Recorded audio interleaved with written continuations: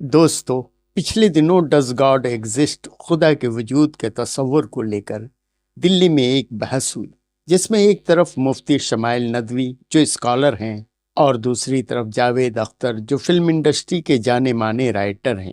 مفتی شمائل ندوی جو باقاعدہ ریسرچ کر کے آئے تھے اور فلاسفیکل سوالات ایک ایسے شخص سے کر رہے تھے جو اردو زبان کے ماہر ہیں، شاعری کے ماہر ہیں، جنہوں نے جاوید اختر کو فلسفے کے ٹرم سے باندھنے کی کوشش کی، جس میں جاوید اختر الجھتے چلے گئے۔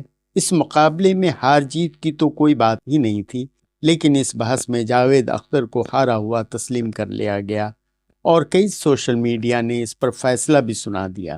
دراصل مفتی شمائل ندوی نے فلسفی کے بھاری بھرکم ٹرم کے سوالات کیے، جس کا جواب فلسفہ کا ایک ماہر ہی دے سکتا تھا۔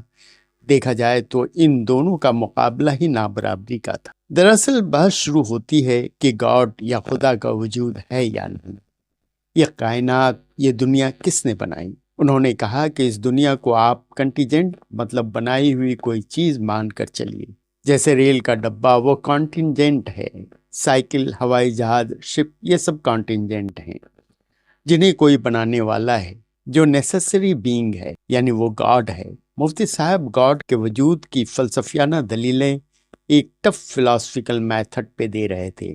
جاوید اختر خدا کا انکار کرتے ہیں، یہ ان کا بلیو ہے۔ خدا نے انہیں ہدایت دی نہیں دی، یہ ایک الگ مسئلہ ہے، لیکن ان کو ہارا ہوا بتایا جا رہا ہے، کیونکہ یہ جتنے بھی اتھیسٹ ہیں، ملحد، ناستک ہیں، وہ لوگ یہی کہتے ہیں کہ یہ چیزیں کہاں سے آئیں، کیسے بنی، کس نے بنائی، ایشور گاڈ کہاں سے آیا۔ یہ ان کے سوالات ہوتے ہیں، کسی بھی سوال کا جواب ہوتا ہے۔ ان کا کہنا ہے مجھے یقین نہیں ہے ایشور پر، کیونکہ غزہ میں دودھ منہ معصوم بچوں کا قتل عام ہے اور وہ بیٹھا دیکھ رہا ہے، روک کیوں نہیں رہا؟ ایسا خدا مجھے نہیں چاہیے۔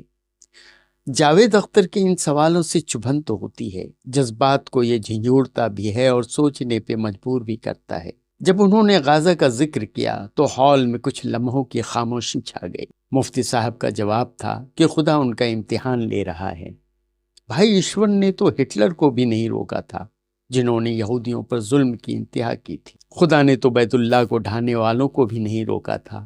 میں جان گیا تیری پہچان یہی، میں جان گیا تیری پہچان یہی، دل میں تو آتا ہے دماغ میں نہیں۔ دوستو، یہ ایک ایسا ٹاپک ہے، پہلے آپ کو جاننا پڑے گا۔ سائنس کا کہنا ہے کہ دنیا ایک زوردار دھماکے کے ساتھ وجود میں آئی۔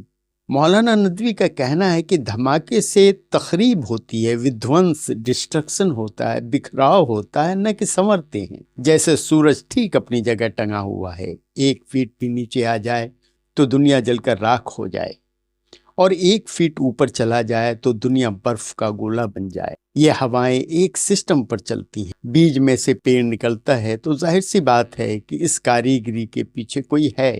اگر یہ دھماکے سے دنیا بنی ہوتی تو دھماکے کا مطلب تو بکھراؤ ہوتا ہے۔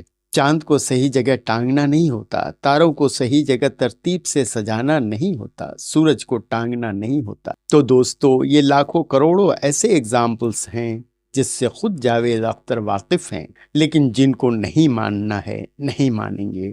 قرآن میں اللہ فرماتا ہے ہم نے ان کے دلوں پہ مہر لگا دی ہے۔ تو بہرحال یہ ایک بحث تھی، ہونی چاہیے کہ نہیں یہ الگ مسئلہ ہے۔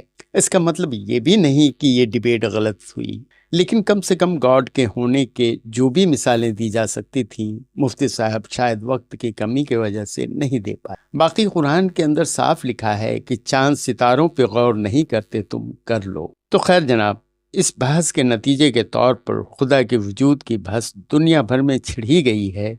اب دیکھنا ہے اس کا نتیجہ کیا نکلتا ہے، کیونکہ فلسفیانہ بحث اور دلیلیں اپنی جگہ ہیں، لیکن جاوید اختر کا کہنا تھا کہ ہم تو سوال کریں گے۔ ان کے سوالات کامن ہیں، جو مفتی صاحب کی نظر میں اور مذہبی نقطہ نظر سے دہریت کے سوالات ہیں، جس میں جذباتی پہلو بھی ہیں۔ ان کے خیالات کی عکاسی ان کا یہ کلام کرتا ہے۔ وہ کہتے ہیں جو بات کہتے ڈرتے ہیں سب تو وہ بات لکھ، جو بات کہتے ڈرتے ہیں سب تو وہ بات لکھ، اتنی اندھیری تھی نہ کبھی پہلے رات لکھ، اتنی اندھیری تھی نہ کبھی پہلے رات لکھ، جن سے قصیدے لکھے تھے وہ پھینک دے قلم، جن سے قصیدے لکھے تھے وہ پھینک دے قلم، پھر خون دل سچے قلم کی صفات لکھ۔ جو واقعات ہو چکے ان کا تو ذکر ہے، جو واقعات ہو چکے ان کا تو ذکر ہے، لیکن جو ہونے چاہیے وہ واقعات لکھ۔ یہ تھی ایک باغی شاعر کی للکار۔ خدا کے وجود سے انکار اور اقرار کی یہ تکرار چلتی رہی ہے اور چلتی رہے گی۔ دونوں نظریات کے مالک بحث بھی کرتے رہیں گے، حق، انصاف اور انسانیت کی آوازیں بھی بلند ہوتی رہیں گی۔